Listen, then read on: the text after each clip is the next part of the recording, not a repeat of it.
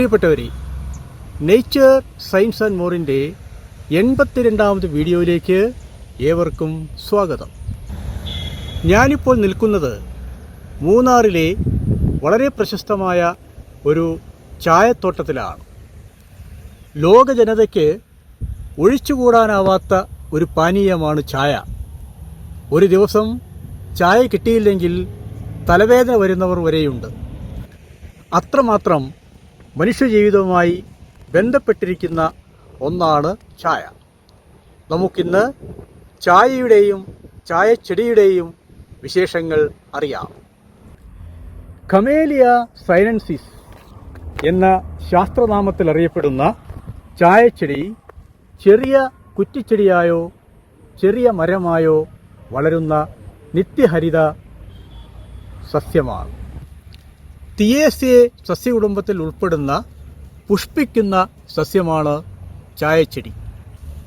സസ്യത്തിൻ്റെ ഇലകളും ഇലമൊട്ടുകളും ചെറിയ തണ്ടുകളും ചായപ്പൊടി ഉണ്ടാക്കുവാനായി ഉപയോഗിക്കുന്നു. Tea plant, tea shrub, tea tree എന്നിവ സസ്യത്തിൻ്റെ സാധാരണ പേരുകളാണ്. പ്രധാനമായും രണ്ടിനം ചായച്ചെടികളാണ് ഉള്ളത്: കമേലിയ സൈനൻസിസ്, കമേലിയ ആസാമിക്ക. ഈ രണ്ട് ഇനങ്ങളിൽ നിന്നുമാണ് വ്യത്യസ്തമായ ചായ ഉൽപ്പന്നങ്ങൾ ഉണ്ടാക്കുന്നത്.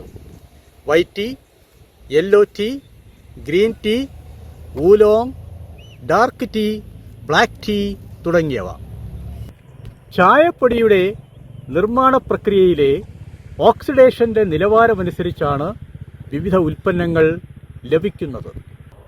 കൂടുതൽ ഓക്സീകരണത്തിന് വിധേയമാവുന്നത് ബ്ലാക്ക് ടീയും കുറഞ്ഞ ഓക്സീകരണത്തിന് വിധേയമാവുന്നത് വൈറ്റ് ടീയുമാണ്. കിഴക്കൻ ഏഷ്യയും ഇന്ത്യൻ ഉപഭൂഖണ്ഡവും തെക്ക് കിഴക്കൻ ഏഷ്യയുമാണ് സസ്യത്തിൻ്റെ ജന്മദേശം.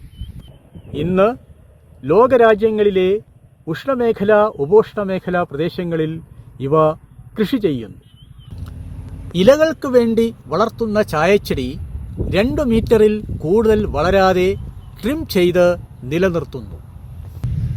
വളരെ ശക്തമായ തായ്വേര് പടലമാണ് സസ്യത്തിന് ഉള്ളത്. പൂക്കൾ മഞ്ഞ കലർന്ന വെള്ള നിറത്തിൽ 2.8 മുതൽ 4 സെന്റിമീറ്റർ വിസ്തൃതിയിൽ കാണപ്പെടുന്നു. 7 മുതൽ 8 ഇതളുകളോട് കൂടിയ പൂക്കളിൽ ധാരാളം പരാഗരേണുക്കൾ ഉണ്ട്. കമേലിയ സൈനൻസിസ്, കമേലിയ ഒളിഫറ എന്നീ ഇനങ്ങളിൽ നിന്ന് ടീ ഓയിൽ എക്സ്ട്രാക്റ്റ് ചെയ്തെടുക്കുന്നു. ഇത് പലപ്പോഴും ടീ ഓയിലായി തെറ്റിദ്ധരിക്കാൻ ഇടയുണ്ട്. മെഡിക്കൽ ആവശ്യങ്ങൾക്ക് വേണ്ടിയും സൗന്ദര്യവർദ്ധക പദാർത്ഥമായുമാണ് ടീ ട്രീ ഓയിൽ ഉപയോഗിക്കുന്നത്.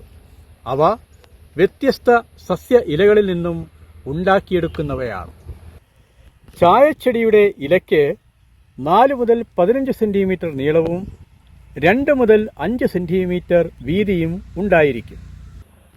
തളിരിലകളിൽ 4% കഫീനും തിയോബ്രോമിൻ തുടങ്ങിയ അനുബന്ധ ഘടകങ്ങളും ഉണ്ടായിരിക്കും. ചായപ്പൊടി ഉൽപ്പാദനത്തിനായി ശേഖരിക്കുന്നത് തളിരിലകളാണ്. അവയുടെ അടിവശത്ത് നേർത്ത രോമങ്ങൾ ഉണ്ടായിരിക്കും.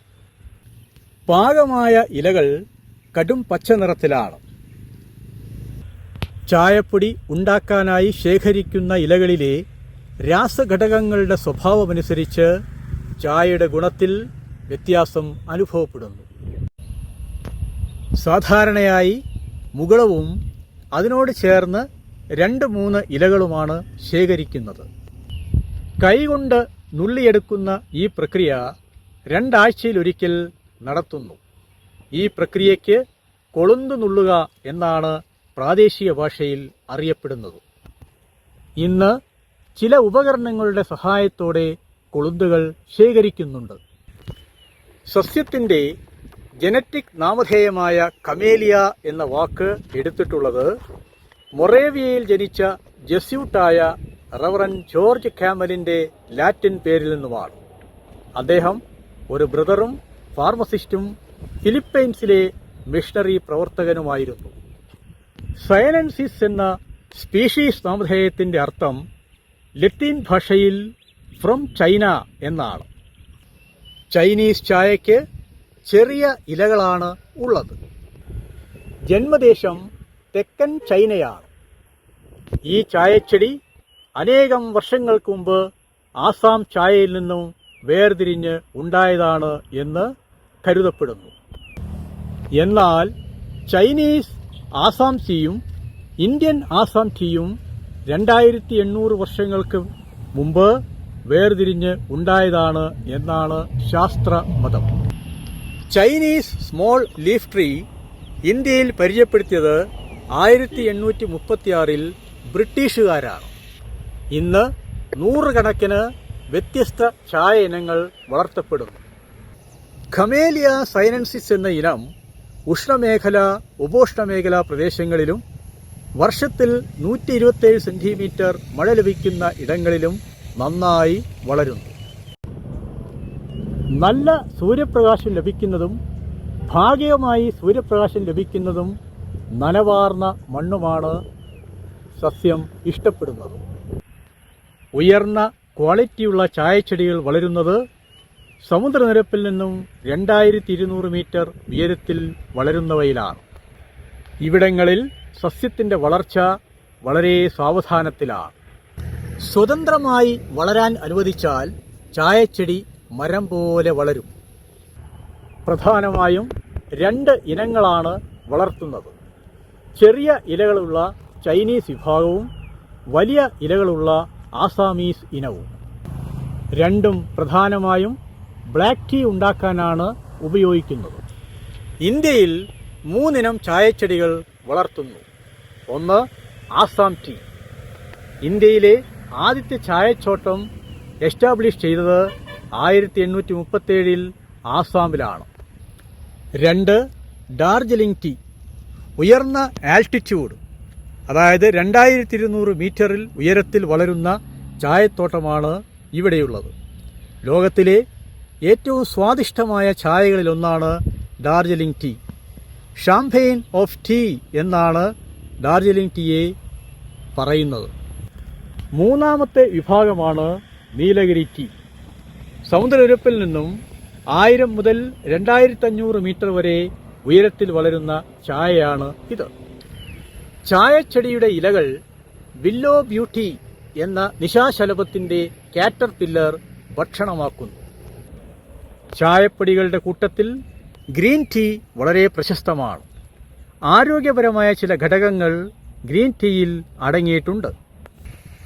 Anti cancer, anti oxidant, anti microbial എന്നീ ഗുണങ്ങളും ശരീരഭാരം കുറയ്ക്കാനും ഗ്രീൻ ടീ സഹായകമാണ് എന്ന് പറയപ്പെടുന്നു. ആൻറ്റി ഓക്സിഡന്റിൻ്റെ അളവ് കൂടുതലും കഫീൻ്റെ അളവ് കുറവുമായതിനാൽ ബ്ലാക്ക് ടീയേക്കാൾ അനുയോജ്യം ഗ്രീൻ ടീ ആണ്.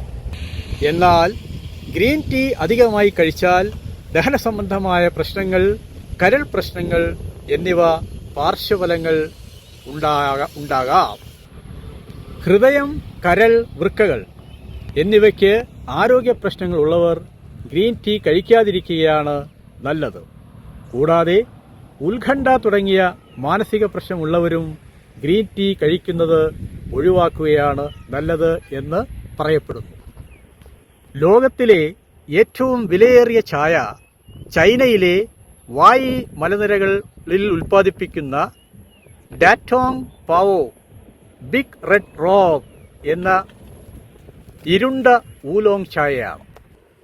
കിലോഗ്രാമിന് $1000 വില വരും. ലോകത്ത് ചായ ഉൽപ്പാദനത്തിൽ 1-ാം സ്ഥാനം ചൈനയ്ക്കാണ്. ഇന്ത്യ 2-ാം സ്ഥാനത്തും തുടർന്ന് കെനിയ, ശ്രീലങ്ക, ടർക്കി എന്നീ രാജ്യങ്ങളും വരുന്നു. തുർക്കിക്കാരാണ് ഏറ്റവും കൂടുതൽ ചായ കുടിക്കുന്നവർ.